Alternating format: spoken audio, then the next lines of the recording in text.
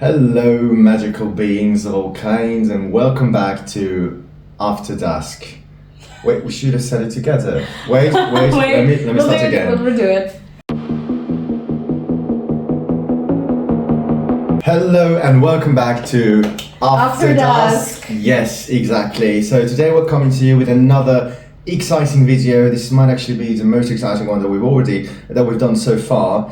And we will actually be talking today about how you get into the state for performing magic. In other words, we will be teaching you how to align your body, your spirit, and your mind to enhance your magical workings. So, Sammy, could you share a bit of wisdom upon us now as to what should the first step be in preparing yourself and obviously everything that you need to prepare in order to do magic? Well, first obvious step is to prepare your space. So you need to choose a place where you will not be disturbed, where you know that your roommate or your family members or kids will not walk into you, and you will just have this peace of mind to relax and really to be yourself and to do your work. You can choose to perform your magic outdoors. For example, if you are doing a banishing ritual, maybe you need to let go of some stuff, so you would need to throw a physical object into the river to let it flow away from you. But for most of the time, then you would need to also be careful about so you don't choose a spot which is popular for, I don't know, hikers, and just so you don't get disturbed, of course. It's just for your sake of mind. You should cleanse the space that you're in to really, to kind of set a blank canvas for your own working, Exactly. Because Yeah. the energy it can lean on. And for example, if you had a fight in that room, or maybe even if it's a positive event, but it's just that energy lingers, and it might not be aligned with what you're trying to achieve or what you're trying to do.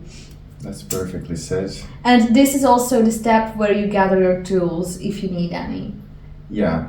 So basically any aiding elements for your magic that might enforce what you're trying to do, that might empower you in what you're doing, like crystals, candles, like whatever you might need or think you might need. Sticks, yeah, exactly. You can gather those as well and just put them in one place, make an altar, if you will, or something like that. So guys, after you've made this first step into reality, and after you've prepared your environment for doing magic, the next step would obviously be to mentally prepare yourself for performing the magic. This will of course include clearing your mind for starters, because it is very important that you approach magic with no thoughts whatsoever that could intrude into the process, or that could, how would I say this best, maybe just stop you from being as open as you should be towards the goal that you're trying to achieve. So the way you do this is you just let the thoughts come to your head, let them flow in, but then just let them go. Don't let them linger, don't focus on them, just let them go. So clear your minds of all the thoughts that come in, be it negative, be it positive, neutral, doesn't matter. Just empty out your mind, and this is what will allow you and your magic to be as efficient as possible. Now, once you've done this, the next thing is, of course, to set your intention. This also falls under the umbrella of, preparing yourself mentally for the magic that you'll be doing. So setting your intention is something that we will do a more in-depth video about later on the channel. So please do subscribe. This will also be very interesting. We have so much stuff awaiting for you guys. And we are just so excited. Like, this problem that we're constantly keep encountering is that we can't decide what videos to make. I was thinking about it. If you guys can help us out with that, if you have any specific type of content that you would like to see, that you would like us to talk about, just request it in the comments down below. We'll be more than glad to just fulfill your wishes and just teach you the things that you actually want to know. Okay, but let's get back to the topic, Sammy. What you say? Yes, and I wanted to add one more thing. Oh, you did? Okay. Of course I did. Okay, I love it. Okay. It's just the fact that if you find it hard to focus in general, if you have ADHD, Sorry. Yeah. No, Yeah. it's just that. So, for example, maybe you just find it hard to focus in general, and then what you can do is, if your ideas will come in, you don't need to stress about not thinking about them. You just need to shift your focus back to your intention, which brings us to the importance of an intention. And you want to be aligned with the intention, with the act of magic which you are performing. For example, if you want to improve communication in a relationship, then you wouldn't want to do it right after the fight, because the emotions are still there. You're still maybe angry, or you're just holding something against your partner, and this will only disrupt the course of magic, and you might be saying one thing, but your energy will be saying something else. And it's, magic, it listens to your words, but it responds to your energy. Let's say it like that. Yes, because basically your words then trigger the thoughts in your head, and then your emotions follow the thoughts that have been triggered, and then obviously your energy flows where your emotions go. So this is all interconnected, and so you should, of course, be mindful of all of that. Which brings us to raising energy. So can you tell us more about it, Joe? How do we raise energy to be able to actually perform something? So it's not just us playing with rocks. What we've done so far, just a quick recap, is we've prepared our environment. We have prepared ourselves mentally for doing magic, and then we have also aligned our emotional and spiritual state with the kind of magic that we want to perform. Now, the next obvious step would, of course, be to raise the level, the intensity of our energy, so that our magic be as efficient as possible. Now, the ways, there are a couple of ways that you can achieve this, and obviously it's very crucial that I note here that you should actually find a way that works best for you. We are all different. We are all on different paths, even in the world of magic. So don't take, whatever you hear either from us or for whatever other source regarding this subject. Don't take it as like black and white, and don't just follow the instructions blindly. Just, try out different things until you find what works best for you. Now, a couple of things that you can do to raise your energy, to raise your vibration, to raise your frequency is you can do some chanting. You can do some rhythmic chanting or drumming even. You can drum yourself. You can even play some, drumming, rhythmic music, melodic tune that you associate with your goals that resonates with you. You can play it on the TV. Now, before, I think we mentioned that you shouldn't have the TV on in the background because it's distracting. We didn't. We were thinking about it, but you should, like, in general, just but put you your can play some, devices away. Rhythmic tune, some drumming tune that would actually hype you up in a way of speaking energetically. As long as it's not your mom phoning you in the middle of a ritual, you're fine, you're good to go. Yeah, precisely. And then another big tip that I can give, and that this works very well for me, and it also works for my love excellently, is visualization. So just visualize the energy from within your environment, from where you are, and also the one that is within you already, and just visualize it as an abundance of light or some sort of power all around you. Just visualize it abounding up all around you.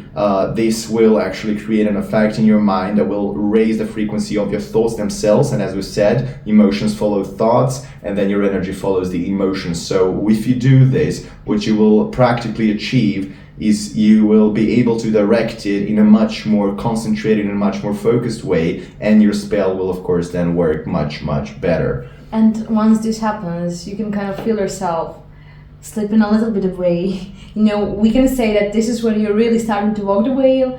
You are with one foot set here in the real world, and then in the other one in the other world. And then you're into the trance state, and then you can actually do and perform magic because your energy is so hyped up.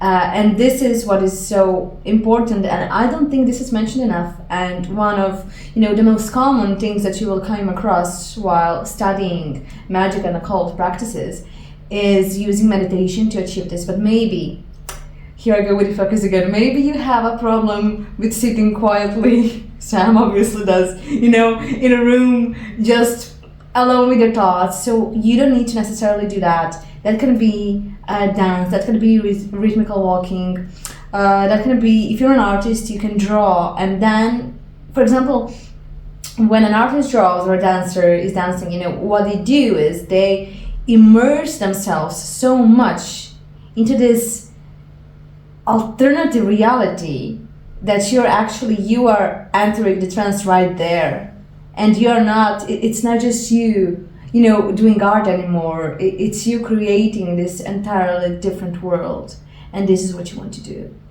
Yeah. So there's this notion in Magick that we most often call the shift.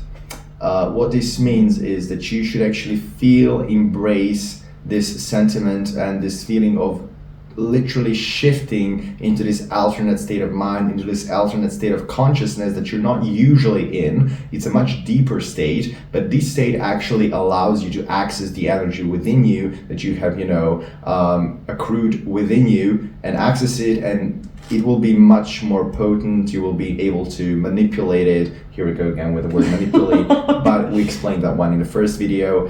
You'll be able to direct it and just, throw it out, so to say, in a much more focused way, in a much more efficient way. The last step. Oh my God, and the one you've been waiting for so far is actually doing the magical work, doing the spell work. Exactly. So ideally, now you have all of your tools set up. If you don't, if you mess up a bit, we were discussing this the other day, don't freak out. If you skip the step, it's fine. You can get your candles later. It will not fall apart. The world will not end. You can still do it. Just keep your intention, there, and keep your focus on as much as you can. Exactly. So this. Just be confident. Just be confident, guys, about what you're doing, because all insecurities that you have or might have about the work that you're doing will actually strip you of your magic, will actually strip you of your ability, of your natural ability to work with the energy within you. And then also you have to be mindful of this energy that you're working with, and you have to stay mindful of it the whole time. This is something that's very related to what we call being grounded and staying grounded the whole time. So we don't want to fly away on some superfluous cloud of I don't know, something that's not even related to what you're doing. So just stay within the frame of your focus, within the frame of the intention that you set previously, and everything will be fine. So be confident that it will work, and then it most probably will. Of course, it's also the matter of practice, so practice makes perfect, but confidence is obviously one of the keys to doing magic efficiently. And so far you've learned that we like to dive deeper into topics, and we will do so. So our next big video that we are preparing for you guys is working with elements and actually elemental magic. But you can check out our TikTok channel for smaller tips. More exclusive content. More exclusive content. Yeah, because we do have some content on TikTok that we which only is not on there. YouTube. Yeah, we only do long form videos here, but we on TikTok actually we do. And if you're a beginner, you really want to subscribe, because the most of the beginner content is there. Baby witches, this is for you. It's for you. We're looking at you. Yeah. Okay. Basically, Until next time, don't forget to subscribe and hit that bell icon so that you get notified every time that we post another video. We promise that from now on, every single one of them will be just getting more and more interesting, and you will definitely want to see them. Then thank you for watching. Don't forget to put your suggestions or requests into the commenting section. We've mentioned that, but it's never... No, just keep mentioning that. Let's mention it again. So for any ideas, comments, just use the comment section down below. Thank you for this experience. Thank you for being with us. And until next time, stay magical and live some magic, guys. See you soon. Bye-bye. We're kissing? We're always kissing. Come on.